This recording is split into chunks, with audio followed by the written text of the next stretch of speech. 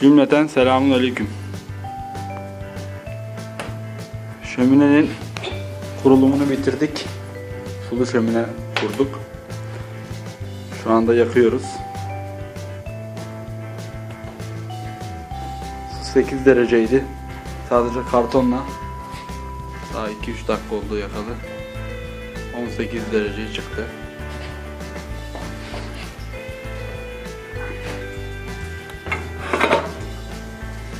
Şu şekilde alevi hızlandıralım.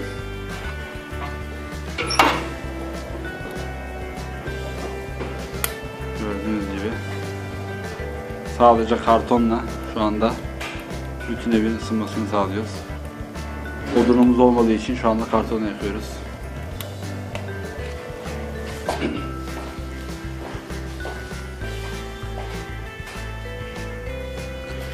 Sulu şömine sistemi.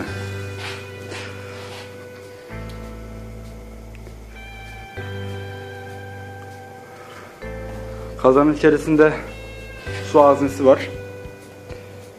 Buradaki alevle o su haznesini belli derecede getirip sonra şurada sirkülasyon pompası var. O sirkülasyon pompası aracılığıyla evdeki bütün odalardaki peteklere pompalıyoruz. Şu anda daha pompamız çalışmadı. Çünkü 35 dereceye ulaşmadı sıcaklığımız. 10 derece sonra peteklere göndereceğiz. Yeterli odun olmadığı için hızlı çıkamıyor. Pasta getir yakalım.